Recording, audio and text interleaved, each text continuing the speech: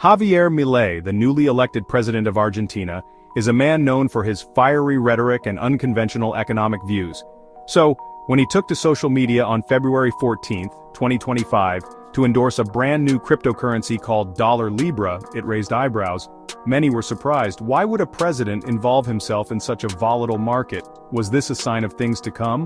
Milei's post, which appeared on his official social media accounts, was effusive in its praise for Libra. He called it a revolutionary technology that could transform Argentina's economy. He urged his followers to get on board and invest in this once-in-a-lifetime opportunity. The post included a link to a website where people could purchase Libra. The website, vivalalibertadproject.com, featured a slick design and bold promises of massive returns. It claimed that Libra was backed by a basket of assets and would soon be adopted by major businesses around the world. The response was immediate. Thousands of Milei's followers, eager to embrace his vision of economic freedom, flocked to buy Libra. The price of the cryptocurrency skyrocketed, rising by over 500% in just a few hours. It seemed like Milei had struck gold, both figuratively and literally. The euphoria was short-lived. Just hours after Milei's endorsement, the price of Libra began to plummet. It fell as quickly as it had risen, leaving investors who had bought in at the peak with massive losses. By the end of the day, Libra was worth a fraction of its peak value. The dream of quick riches had turned into a nightmare. The timing of the crash was suspicious, to say the least. It happened so soon after Milei's endorsement that many began to suspect foul play. Was this a classic pump-and-dump scheme? Had Milei colluded with the creators of Libra to artificially inflate its price before pulling out and leaving investors holding the bag? The accusations were swift and fierce. Social media erupted with outrage, with many accusing Milei of betraying their trust. The hashtag #MileiScam began trending on X, formerly known as Twitter.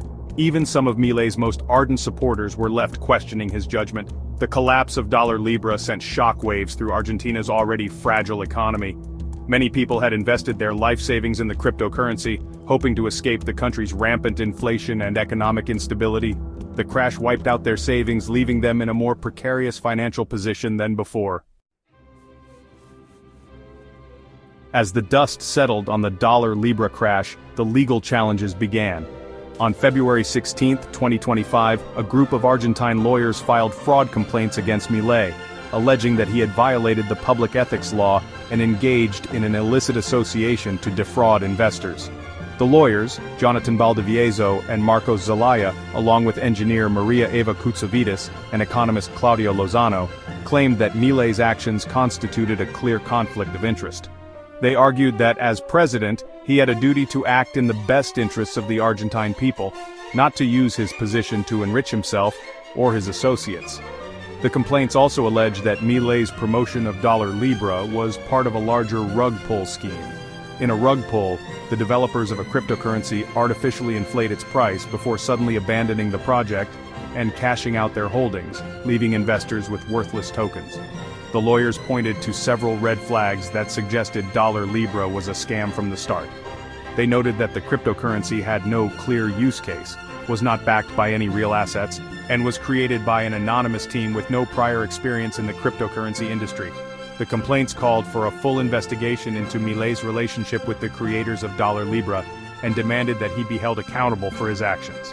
They argued that his actions had not only damaged the financial well-being of countless Argentines, but had also undermined public trust in the government.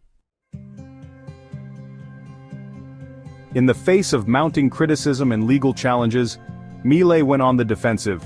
He deleted his original social media post promoting Libra and issued a statement claiming that he had no knowledge of the cryptocurrency's inner workings or the intentions of its creators. Milei's defense rested on the claim that he was simply trying to promote innovation and economic growth.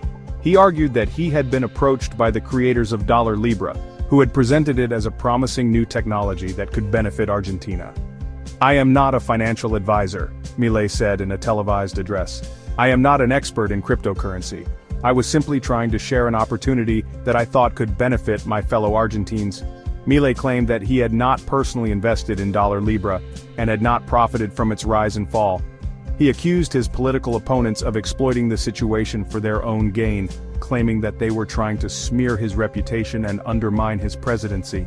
"This is nothing more than a political witch hunt," Milei declared. "My opponents are afraid of my message of economic freedom and are willing to do anything to silence me." Section 5. Government steps in, anti-corruption probe launched. The dollar-libra scandal quickly escalated into a full-blown political crisis. The Argentine government, already grappling with a myriad of challenges, was now faced with a scandal that threatened to further erode public trust and destabilize the country. In response to the growing outcry, the Argentine government announced that it would be launching an investigation into the dollar-libra scandal.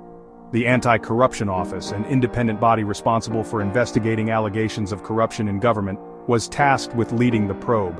The investigation was given broad powers to subpoena documents, interview witnesses, and seize assets. The government pledged to hold anyone found guilty of wrongdoing accountable, regardless of their position or connections. "The Argentine people deserve answers," said the Minister of Justice in a press conference announcing the investigation. "We will leave no stone unturned in our pursuit of the truth." The investigation was not limited to Milei and his administration. The Anti-Corruption Office was also authorized to investigate the creators of Dollar Libra, as well as any individuals or organizations that may have been involved in the alleged fraud. Section 6. KIP Protocol Points. Fingers, Milei did us dirty.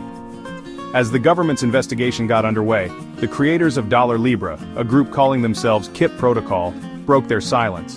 In a statement released through their lawyers, they denied any wrongdoing and accused Milei of being the mastermind behind the Dollar Libra scam. Hayden Mark Davis, the alleged frontman for KIP Protocol, claimed that Milei had approached them with the idea for Dollar Libra. He alleged that Milei had promised to use his influence to promote the cryptocurrency and ensure its success. Milei saw Dollar Libra as a way to make a quick buck and solidify his image as a champion of the people. Davis said in his statement, "He urged us to create a cryptocurrency that would appeal to his base of supporters, promising them wealth and prosperity."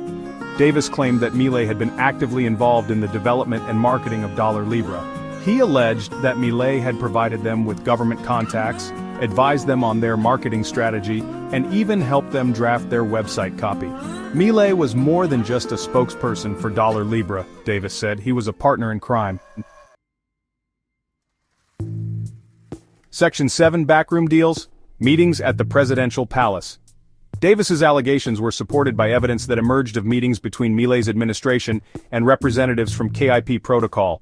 Records showed that KIP Protocol representatives had visited the Casa Rosada, the presidential palace, on multiple occasions in the weeks leading up to the Dollar Libra launch. The meetings were attended by senior members of Milei's economic team, including his Minister of Finance and his chief economic advisor. While the content of these meetings remained confidential, their existence raised serious questions about the nature of the relationship between Milei's administration and KIP Protocol. Opposition politicians seized on the meetings as evidence of Milei's guilt. They accused him of using his position to enrich himself and his cronies, betraying the trust of the Argentine people. "These meetings are a smoking gun," said one opposition leader. They proved that Milei was in bed with KIP Protocol from the very beginning. The government denied any wrongdoing, claiming that the meetings were part of routine government business. They argued that Milei's administration met with representatives from a wide range of industries, and that these meetings did not constitute an endorsement of any particular company or product. Section 8. Rug pulled, trust shattered, the aftermath of Dollar Libra. The Dollar Libra scandal had a profound impact on Argentina, both politically and economically. The scandal further eroded public trust in the government, which was already low due to years of economic mismanagement and corruption. The scandal also dealt a blow to Argentina's already fragile economy. The collapse of Dollar Libra wiped out the savings of countless Argentines, many of whom had invested their life savings in the cryptocurrency. This led to a decline in consumer spending and further weakened the Argentine peso. The scandal also had international repercussions. Foreign investors, already wary of Argentina's volatile economy, became even more reluctant to invest in the country. This made it more difficult for Argentina to attract foreign investment, which was essential for economic growth. The Dollar Libra scandal was a stark reminder of the risks associated with the cryptocurrency industry. It highlighted the lack of regulation in the industry and the potential for fraud and manipulation. Section 9. Conclusion. A shadow over Argentina's future? The dollar Libra scandal cast a long shadow over Milei's presidency.